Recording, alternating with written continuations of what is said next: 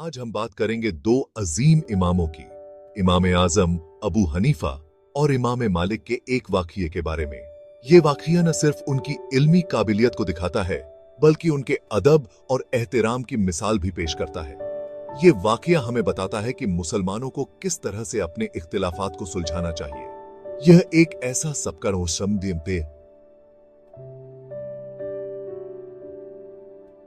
है जो आज के दौर में भी उतना ही जरूरी है जितना उस वक्त था। एक दिन इमाम अबू हनीफा और इमाम मालिक एक मजलिस में इकट्ठा हुए। यह मजलिस एक इल्मी बहस के लिए मुनाकद की गई थी, जिसमें कई दूसरे आलिमा किराम भी शामिल थे। ये वो वक्त था जब दोनों अपने इल्मी मकाम पर थे और उनके बीच कुछ फिक्ही मसाइल पर इख्तिलाफ था। इन मसाइल पर उनके सोच अलग अलग थे, लेकिन दोनों का मकसद एक ही था और वो हक और सच की तलाश थी। मजलिस के दौरान इमाम मालिक ने अपना दलील पेश किया। उन्होंने अपने तर्कों को बड़े ही अदब और एहतराम के साथ पेश किया, जिससे उनकी इल्मी गहराई का पता चलता है। उनकी बात को सुनने के बाद इमाम अबू हनीफा ने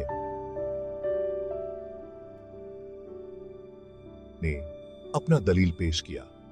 उन्होंने भी अपने तर्कों को बड़े ही सलीके और अदब के साथ पेश किया, जिससे उनकी इल्मी काबिलियत का अंदाजा होता है। ये एक इल्मी मुकाबला था, लेकिन अदब और एहतराम के साथ। दोनों इमामों ने एक दूसरे की बातों को ध्यान से सुना और फिर अपने ख्यालात पेश किए। इमाम अबू हनीफा ने कहा हनीफा ने कहा, देखिए, हम सब इंसान हैं और गलती कर सकते हैं। हमें एक दूसरे की बातों को समझने की कोशिश करनी चाहिए।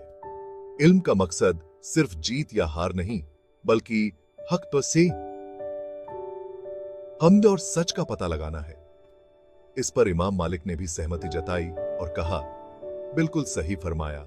हमारा इख्तिलाफ हमारी इल्मी रिवायत का हिस्सा है, मगर इस इख्तिलाफ को हमेशा अदब और एहतराम के साथ रखना चाहिए। इस वाकये से हमें यह सबकर मिलता है कि मुसलमानों के दरमियान इख्तिलाफात होते हैं, लेकिन इन्हें सुलझाने का तरीका अदबो एहतराम के साथ होना चाहिए।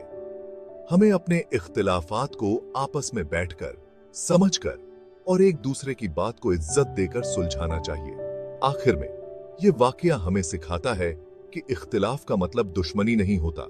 मुसलमानों को अपने इख्तिलाफात को इल्म और अदब के साथ सुलझाना चाहिए। तो दोस्तों, ये था इमाम आजम अबू हनीफा और इमाम मालिक का वाकया। उम्मीद है कि आपको ये कहानी पसंद आई होगी और आप इससे कुछ नया सीखे होंगे। अपने इख्तिलाफात को अदब के साथ सुलझाना सीखिए। अल्लाह आप सबको इल्म की रोशनी से रोशन करे। जज़ाकल्लाह खैर।